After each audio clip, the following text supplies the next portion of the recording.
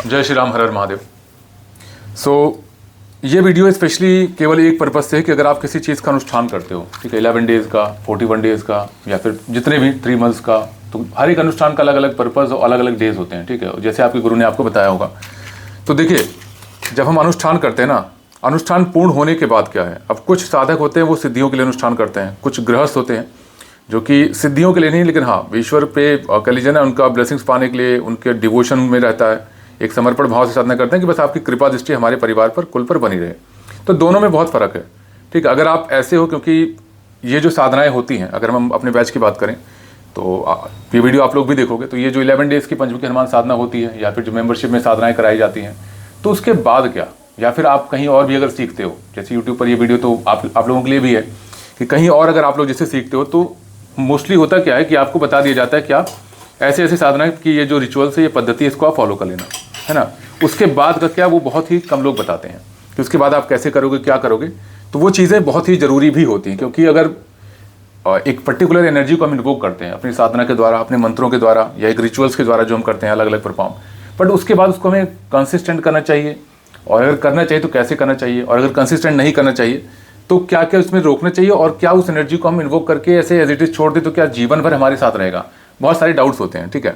तो यहाँ पर एक चीज़ मैं क्लियर करता हूँ कि आप लोगों को जब भी कभी अनुष्ठान करना हो तो अनुष्ठान के लिए हवन जरूर करो आप, ठीक है। हवन की पूर्ति करो अनुष्ठान करके, ठीक है। और मिनिमम कोशिश करना 2 हवन 11 दिन के अनुष्ठान में होने चाहिए, ठीक है। कैसे है, क्या है, वो आप अलग अलग साधनाएं करते हो तो उसके अकॉर्डिंग अलग अलग हैं। तो अगर आपका अनुष्ठान पूर्ण हो जाता है, अब उसके बाद अगर सपोज करो आप भैरव जी की साधना करते हो, ठीक है, भैरव जी की आपने 11 डेज़ की साधना की, या फिर पंचमुखी हनुमान जी की साधना की, या फिर हालांकि यक्षिणी और अप्सरा साधना की इन्फॉर्मेशन यहाँ पर मैं नहीं दे रहा ना, उसके बारे में बात कर रहा हूँ, वो जैसे आपके गुरु ने बताया उसके अकॉर्डिंग आप फॉलो कर सकते हो। लेकिन अगर एक जनरल बात करें जहाँ पर सात्विक देवी देवताओं की बात आती है, वहाँ पर हम क्या करते हैं कि साधना करने के बाद, अनुष्ठान करने के बाद हमें किस तरह से अपने उस पर्टिकुलर जो डीटी की एनर्जी होती है उसको मेंटेन रखने के लिए या उसको जागृत रखने के लिए क्या पद्धति फॉलो करनी चाहिए। तो सबसे पहले ये है कि अगर आपने अनुष्ठान में 30 माला की है, आपने पुरुष चरण कंप्लीट किया 1.25 लाख का, तो उसका अलग रूल होता है, ठीक। अगर आपने ऐसा किया है कि जहाँ पर आपको केवल और केवल 11 माला या 21 माला के कोई अनुष्ठान आपने किया जहाँ पर डेली आप 11 माला कर रहे हो, तो उसकी चीज़ें अलग होती हैं, ठीक है। अब वो पूर्ण करने के बाद, सपोज करो डेली आपने 11 माला का अनुष्ठान किया है और 11 दिन के लिए था, ये हनुमान जी का है सपोज करो, ठीक है, जैसे कि बैचेस में बताया गया है। अब आप उसको जब पूर्ण करते हो, पूर्ण करने के बाद आपकी जो साधना है, सपोज करो आप भगवती के सेवक हो और भगवती का जाप करते हो, उनके लिए अनुष्ठान करते हो, दुर्गा सप्तशती का पाठ करते हो, ठीक। अब उसमें उस पर्टिकुलर माला को हम कैसे ऐड करेंगे, क्योंकि हम तो हनुमान जी की साधना हमने की है, ठीक। और हमारे ईष्ट, जैसे सपोज करो मेरे ईष्ट कौन है, भगवती है, और मैंने हनुमान जी का अनुष्ठान किया है, ठीक। अब उस पर्टिकुलर एनर्जी को क्या हम एज इट इज छोड़ देंगे, नहीं। वहाँ पर क्या रहेगा, आप जो भगवती की सेवा, साधना, आराधना कर रहे हो, करते रहोगे। एक क्रम यहाँ जरूरी होता है और मंत्र जाप कंसिस्टेंट रखना है। अगर आप 11 माला करते हो तो डेली 11 माला ना करके आप अगर 1 या 3 माला रखोगे तो भी वो एनर्जी आपसे लगातार जुड़ी रहती है और बढ़ती रहती है, ठीक है। तो इसलिए कभी भी किसी भी डीटी की एनर्जी को इन्वोक करके एज इट इज नहीं छोड़ा जाता है, ठीक। आप अगर उसको वहाँ पर रोक दोगे या चीज़ें, हाँ, एक भैरव जी की साधना है, जैसे कि हमारा जो मेंबरशिप का बैच अभी भैरव जी की साधना चल रही है, तो वहाँ पर क्या है, उस पर्टिकुलर एनर्जी को इन्वोक करने के बाद गृहस्थ डेली भैरव जी की साधना नहीं कर सकते हैं। अगर हम बात करें नॉर्मली तरीके से, अब सिंपल में अगर ओम, जैसे कि नाम मंत्र है ओम भैरवानम, ओम श्री काल भैरवानम, तो ये मंत्र आप कंसिस्टेंट 1 माला कर सकते हो। लेकिन जहाँ पर थोड़ा सा उग्र चीज़ें बदलती हैं, वहाँ पर आप क्या करते हो, उसको केवल कालाष्टमी पे करो। आप हर मंथ कालाष्टमी आती है कृष्ण पक्ष के स्टार्टिंग में, ठीक है। तो वहाँ पर क्या है, आप कालाष्टमी पर भैरव जी के लिए प्रॉपर साधना करो और हवन करो। अगर मंथ में आप 1 बार भी करते हो तो वो चीज़ें आपके लिए बहुत ही ज़्यादा बेनिफिशियल रहती है, ठीक है। ये जो रिचुअल्स मैं कर रहा हूँ फिलहाल, ये अग्यारी का विधान है जो आपको मैंने शायद लास्ट वीडियो में बताया होगा, तो वही चीज़ है ये। इसको मैं एक बार परफॉर्म कर लेता हूँ, उसके बाद फिर करते हैं।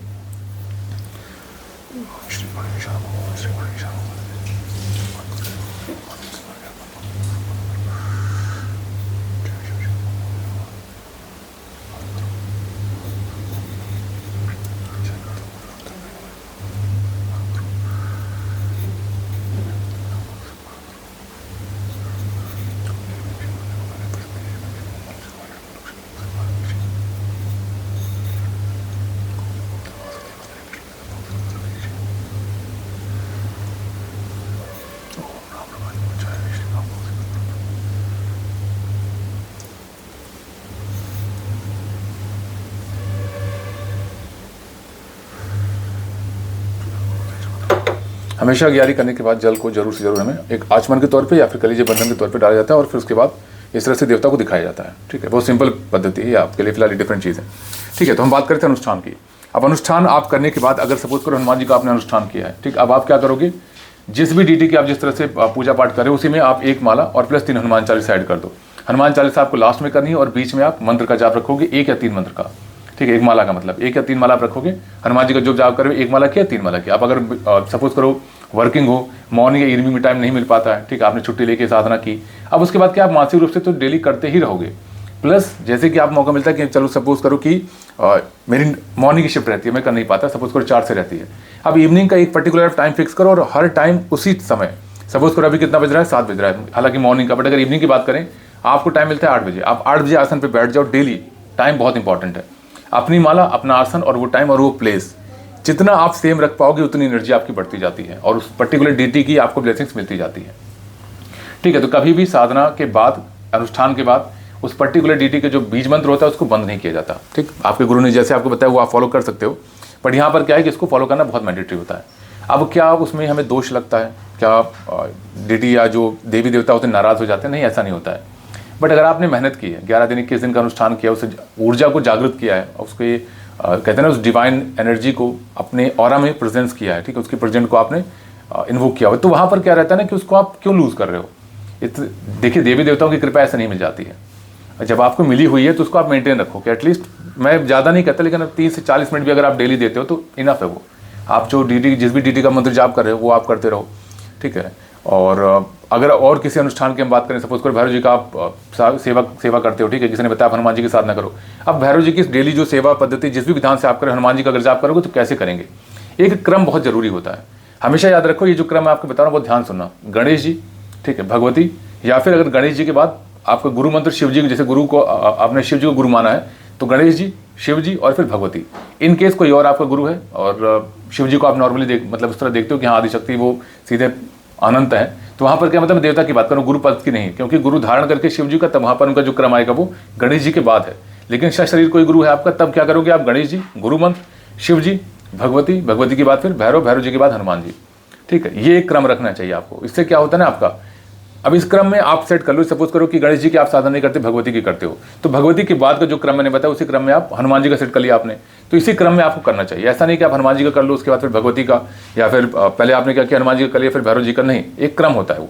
ठीक है, ऐसा बिल्कुल नहीं है कि कोई ऊपर है कोई नीचे, ऐसा नहीं है। लेकिन होता क्या है कि हनुमान जी भी जो है वो अंश एक तरह से माना जाता है शिव जी का, और भैरव जी तो डायरेक्ट वही है, मीन्स सीधे महाकाल और शिव ही हैं वो, तो इसलिए क्रम रखना बहुत जरूरी होता है। ये चीज़ें आप सभी लोग फॉलो करोगे, अनुष्ठान करने के बाद कभी भी उस पर्टिकुलर एनर्जी को रोका नहीं जाता है, ताकि उसकी ऊर्जा आपकी बनी रहे।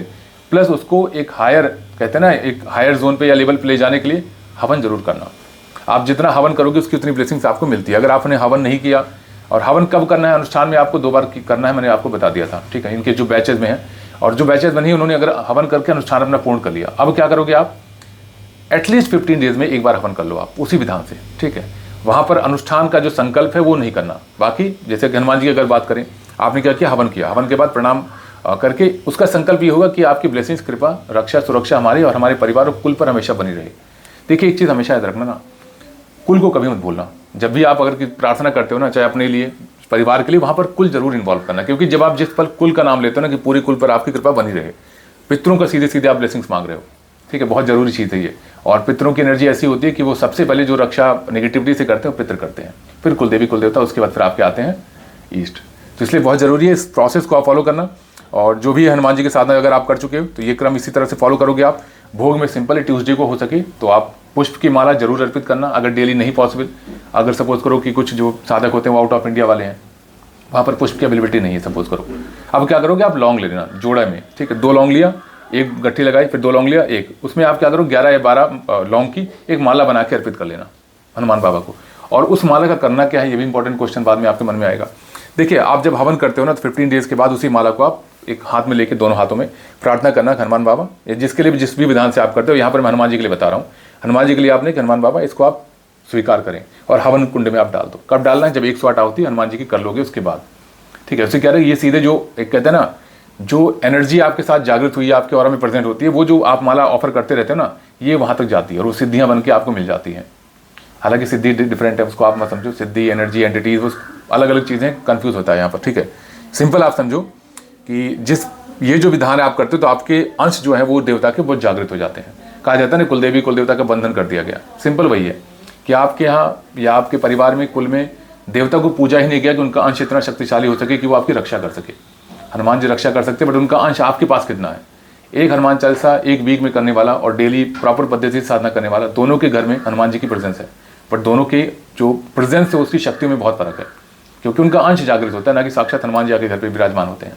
तो इस चीज़ का ध्यान रखें, जितना आप जागृत करोगे नकारात्मकता से, आपका और आप और आपका पूरा परिवार कुल जो है वो दूर रहता है नेगेटिविटी से, रक्षा सुरक्षा आपको मिलती है। तो इसलिए बहुत ज़रूरी इस चीज़ को आप फॉलो करना। एंड जितना आप इस पद्धति को फॉलो करोगे, आप खुद महसूस करोगे कि हाँ, ईश्वर की कृपा आपको मिलती जा रही है, ठीक है। अग्यारी करने के बाद हम आरती करते हैं। बाकी अगर कोई क्वेश्चन आपका रहता है तो आप कमेंट के माध्यम से पूछ सकते हैं। एंड हाँ, जो एस्ट्रोलॉजी, न्यूमरोलॉजी या फिर वास्तु में इंटरेस्टेड है, एक और चैनल अभी जस्ट यस्टरडे में शेयर किया गया है, ठीक है। आप अगर सर्च भी करोगे, आई डोंट थिंक आप सर्च को मिल जाएगा, बट हाँ, डिस्क्रिप्शन में आपको लिंक मिल जाएगा। आप सब्सक्राइब कर लेना, क्योंकि एक नई जर्नी आपकी शुरू होगी। अगर आप बहुत लंबे समय से जुड़े हो मेरे साथ, तो एक नया अध्याय, कहते हैं ना, आयाम शुरू होगा, एक नया अध्याय शुरू होगा, जहाँ पर आप सीखोगे एस्ट्रोलॉजी, वास्तु का हो गया, न्यूमरोलॉजी। तो वहाँ पर क्या है ना कि एटलीस्ट आप खुद और अपने परिवार का एक बेसिक कैलकुलेशन कर पाओगे, चाहे वो वास्तु की बात करें या न्यूमरोलॉजी की बात करें या एस्ट्रोलॉजी की बात करें।